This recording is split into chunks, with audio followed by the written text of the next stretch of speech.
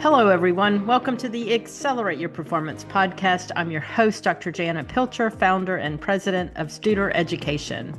I've been a leader for many years, and one thing I've learned is that listening to employees is crucial. Upholding the voices of those in the organization, listening, truly listening, and then doing something with what has been shared is so important in a workplace culture and in a culture of improvement. One way that a school district can capture and elevate the voices of others is through surveys. In fact, most any organization can use surveys to understand the perceptions of others. When done right, surveys capture what's working, what needs to be improved, and what performance gaps need to be bridged. Dr. Jennifer Kubista, my guest on today's episode, understands this so well. And she is an excellent example of a leader that makes the most of survey experiences. I'm excited to talk with her about the importance she sees with surveys and the impact she's seeing in her district when she takes actionable steps based on survey data. Here's a bit about Jennifer. She's been the superintendent in Central School District 13J, located in Independence, Oregon, since 2017. She leads through continuous learning, relationships, student, staff, caregiver, parent, and community voices, accountability, and collaborative processes focused on the development of the whole child, whole educator, and whole community.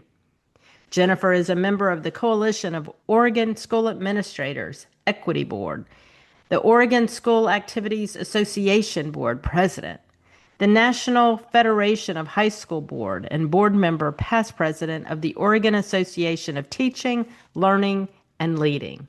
She also serves on the board for the Mammoth Independence Community Foundation. It's easy to see that Jennifer is a lifelong learner focused on continuous improvement. Let's dive in with Jennifer. It's with great pleasure that I welcome Jennifer to our show today. So thank you so much for being with us. So glad to have you here talking about the District Support Services survey and results. Jennifer, thank you. Thanks for having me. So let's get started. So let's talk a few minutes about the value you see in the District Support Services survey, why you decided to implement this type of survey, and why it's important to you, Jennifer.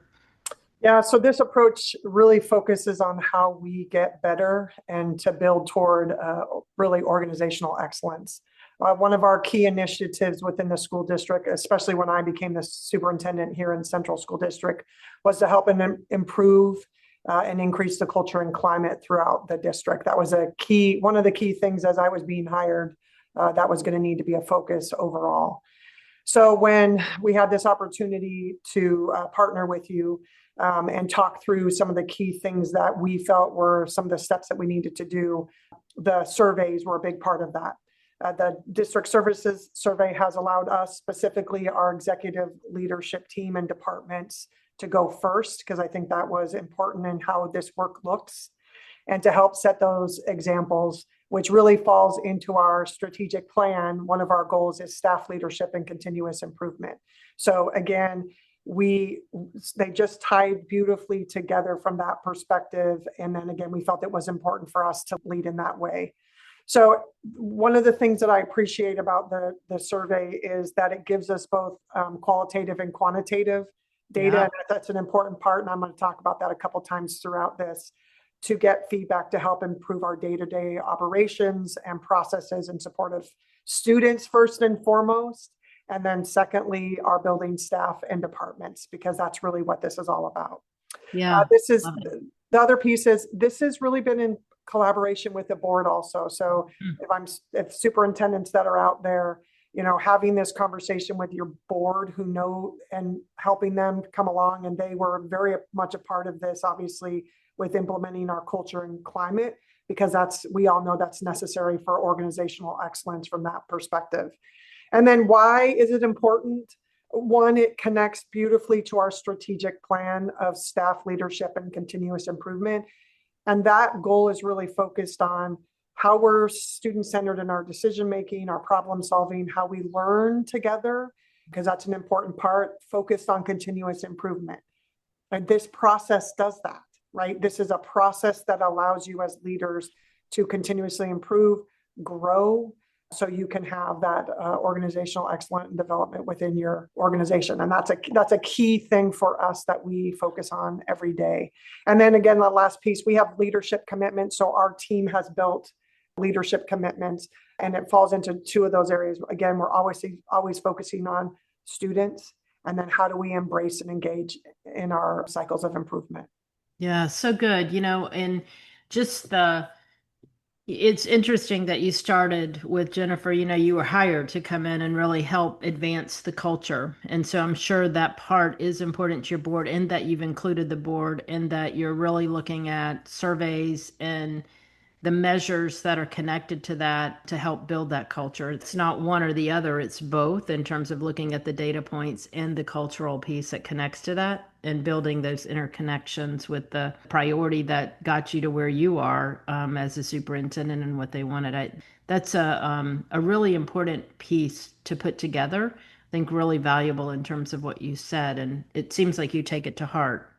Oh yeah, the work together, and when I mean together, it's top to bottom, right? Your staff, your board, your leadership team, it's a big part of that. And again, you have to be reflective and working hard together, and we make sure we share the data out with the board, right? So we do that. It's been fun to share that, right?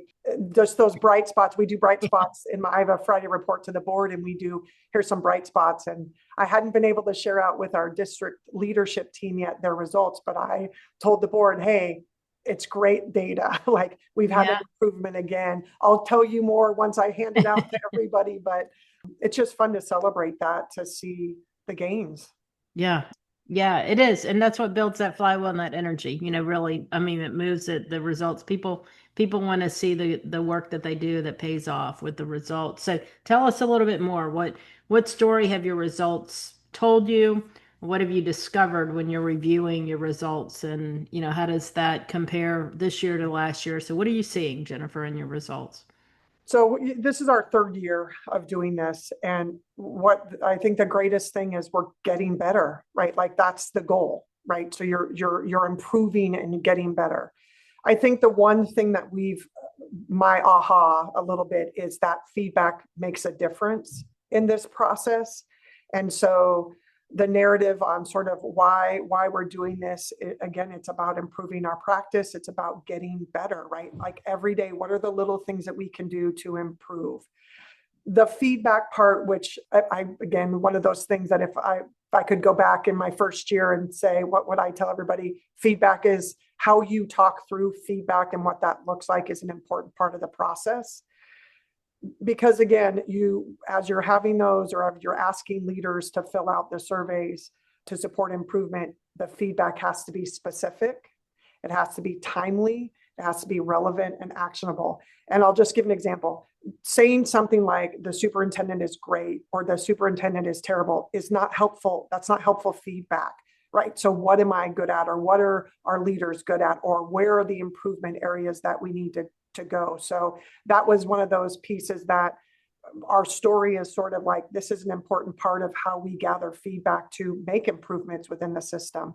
I think the other thing is, with the feedback, we celebrate wins. So it's fun to see, because I get to see all the results as a superintendent, to see where maybe there were some hard things the first couple of years, but now seeing feedback that says, hey, we see and acknowledge the improvement, right? Like, that in itself is just great for leaders to have. Like, we appreciate and we are seeing the hard work that you're trying to do those improvements. So the growth, the success, the wins that we see, I think it allows staff, because of that really good feedback. And we set that stage, or I set that stage, on how it is important that when you give us feedback, what are the key things that you're giving us from that perspective? And so I think that's a huge part of our story, of just that, to get the feedback, to see where they're acknowledging wins, to still pushing us on the growth areas that we need to go, is a big part of that. And so again, I think results wise, here's what I'll tell you. We can continue to grow in all 5 of the areas. So that in itself is a huge success in the 5 areas. So our overall mean initially was pretty low. It was 3.68. And 2023, and now in 2026 we're 4.23 as our mean. Wow, Jennifer, That's a huge jump, and that's credit it's to fabulous. I mean, it's credit to yeah, it's the crazy work. good. It's credit to the work of our leaders. And then our box scores or our top box scores, again, originally in 2023, we were 22.76, and now we've jumped to 47.68. So just those two data points, right? You see the growth from my perspective. And all 10 departments continue to grow in all 5 areas. So I don't have like a department that's flat or a department that's gone down. We continue to see growth in the 10 departments that we really acknowledge in the survey and ask people to fill out. And then the last part about our data is our lowest overall means have had the most growth. So they're growing like in pretty significant jumps. Even though they're our lowest areas, it's like, wow, I mean, I had a meeting a couple of weeks ago with our team to show just, hey, here's our results with just our leadership team, the department teams. And I was like, look at this. Even our most struggling areas that we still are trying to figure out how do we make this better, we've seen huge gains. And so like that's a celebration in itself from that perspective.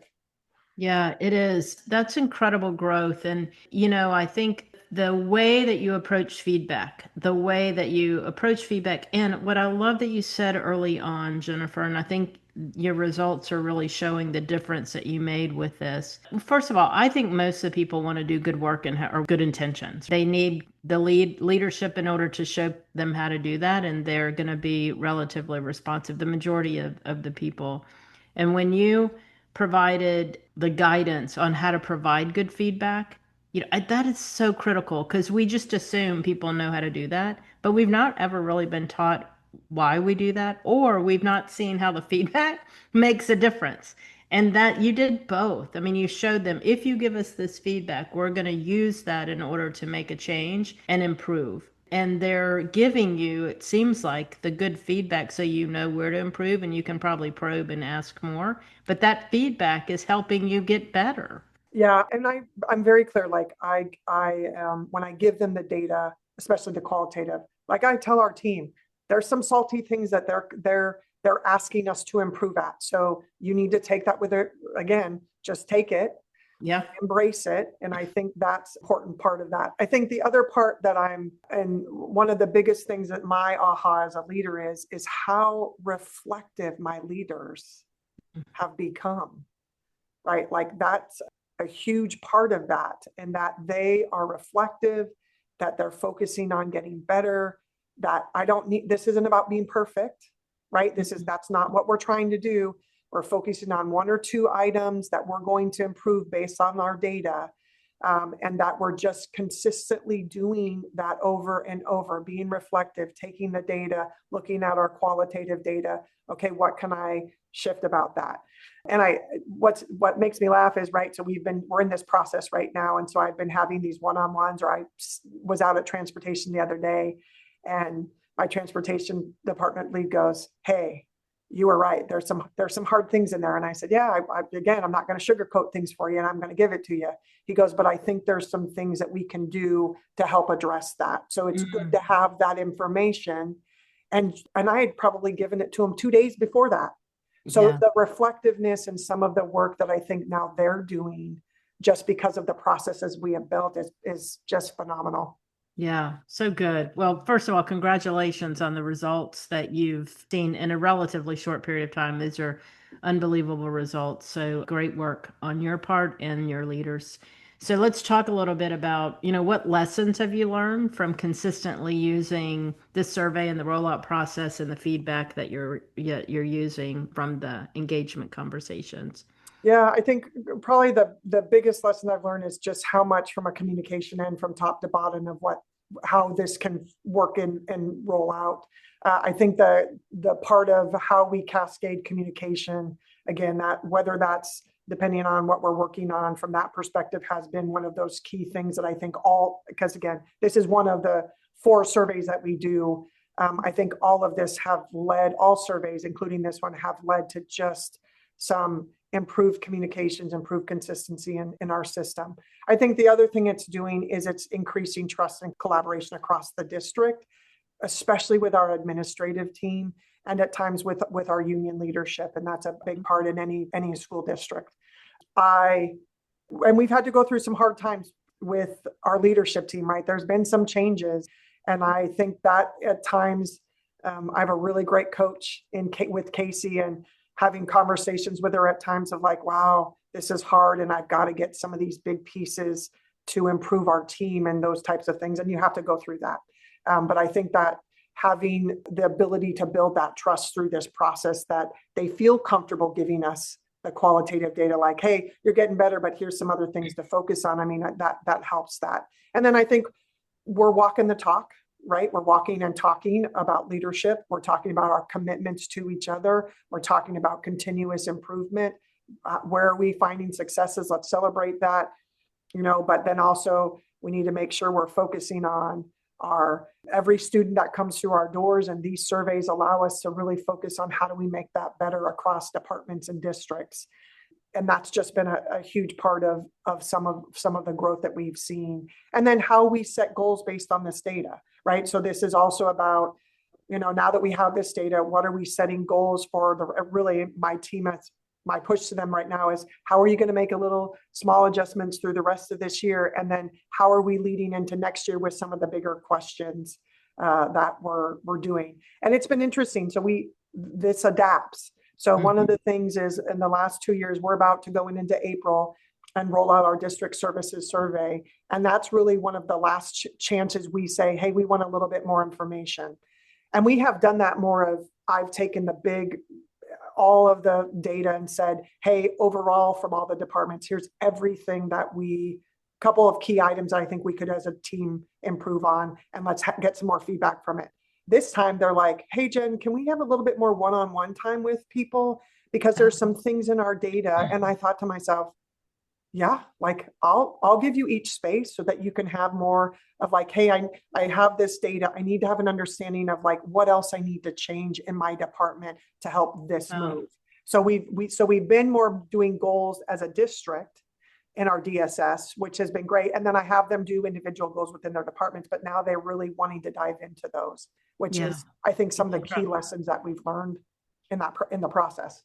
That's really good. That's powerful. That's really powerful, because it shows they're taking that ownership. They understand it. They're internalizing it. They're moving it forward. That's really powerful, Jennifer. Really, really powerful. So, again, just really important. It's, this is not one more thing that you put on them. I mean, it may have felt like that at first, but this really becomes a part of what you do, how you do it, and how you just show up every day and work within an environment and build that culture. It's proving to be true for you all.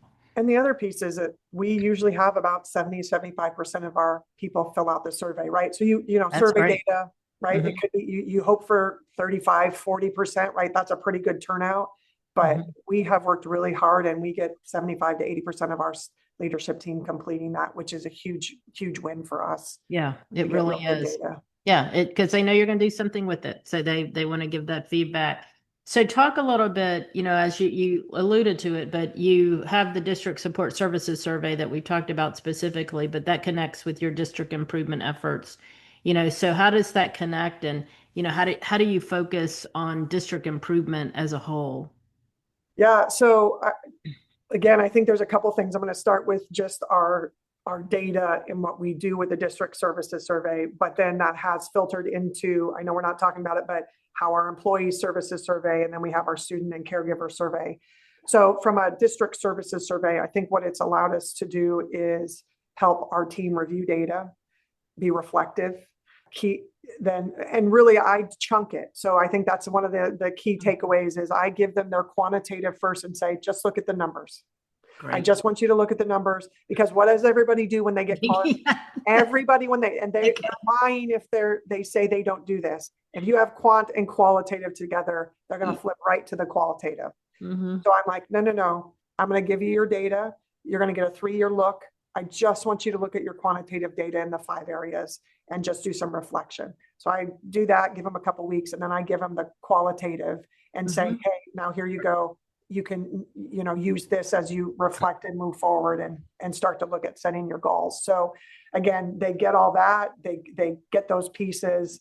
And then again, I think that's one of the key things I say, small, one or two things. Mm-hmm. If you want to do three, that's pretty bold, but be careful. Like, I'm not going to say no, but right, this is about small little things and setting goals for improvement, right? So I think that's really how we've sort of led the way in that.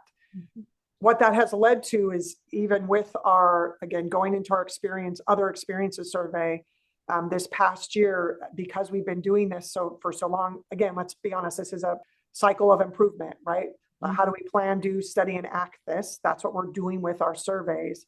And so what it's led to is our leadership team having more honest conversations about what do we need to focus on as a district, which has led us to these improvement pieces of, hey, we're working on our culture.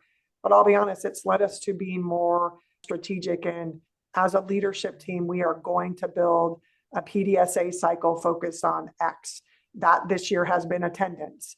And so I just think these processes of, let's use data, let's get some information, let's look at that data, let's look at what the actions that we're doing or the planning and goals that we're doing to accomplish this. And all of these, the surveys and the PDSAs have really aligned and just sort of built us into this continuous improvement process that we haven't been as consistent at, especially when I got here, I think. And then we were moving in that direction. COVID did not help. And then we brought you all on, and it has just been, we continue to see improvement. So we're seeing improvement in our organization culturally, but you're seeing improvement in our other data from that perspective also. Yeah, I love that. Yeah, because it's a way that we enter our world and the way we do business. And regardless of what we're doing, we're looking at those data elements and we're applying that same feedback loop, that same cycle of continuous improvement, because we're looking at data to make good decisions and having good conversations. And that just becomes, that's that good word that we use with hardwired. How do we hardwire that behavior just over and over and over again? I think, Jennifer, what you're talking about, the surveys, we like to start there because it helps us do that, right? It helps us really focus with leaders on how you can apply a process to that type of data that's meaningful and moves things, but it's just repetitive in that nature. Yeah. And I think that's been the best win of this, is that, yes, we're doing it with the surveys, but now we're starting to dive into it in attendance and discipline and, all of those pieces in our academics and different things. So it's been a really great tool when you talk about a strategic plan and just how you set goals and what are the things that you're doing to implement to make things successful for kids, for staff, for the community in general. I think it has helped us move in that direction as an organization. And again, right, this is about, we talk about all the time, we want organizational excellence. We want this to be a great place to work. We want to be able to say, hey, when you come here, this is about learning and growth, that you're not just here, like, we're going to improve every day. And that's a big part of what we focus on. Yeah. Yeah. And so well. So as we close today, just in thinking of the conversation we've had, what one piece of advice would you give our listeners who are considering working in the improvement process and maybe specifically working on implementing the district support survey? Yeah, so I went back and forth. I sort of have two, but the one that I will say is, if you want to work on changing culture and climate within an organization, your executive leaders need to go first. You have to show them how to do this. You have to be reflective in it. You have to help. And again, the one piece is, the other piece I would say is front load feedback, right? Mm-hmm. I wish I would have done that differently my first year, but I think we've gained a ton this last 2 years from that, because again, both going first and then being really clear on what feedback looks like has then allowed our leaders to be reflective on what they can improve at from that perspective. And I think it also has given us a window by us going first. It shows that we can be vulnerable, because I think you need to have that in an organization, that we are open to feedback, like we are wanting to improve, and that we're going to show what that looks like on a continuous basis while we celebrate wins and growth and all those things as a part of it. Because I think that's, I will be honest, right? Like, I've done in different districts, right? We've done surveys, but never have leaders gone first. And I think that's my biggest win, is like, if you're going to really get into this, if you really want to change the culture of your district or organization, your executive team needs to go first and then be humbled and reflective and march the way of continuous improvement.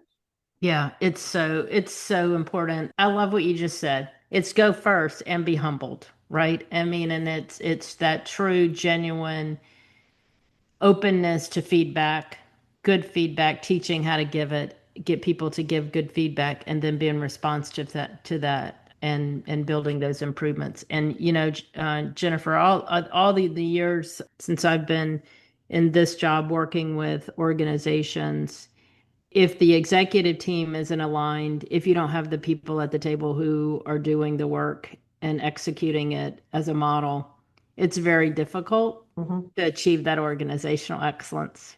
Very Yeah. true. Very true. Yeah. So I congratulate you and your team and the just the great leader that you are.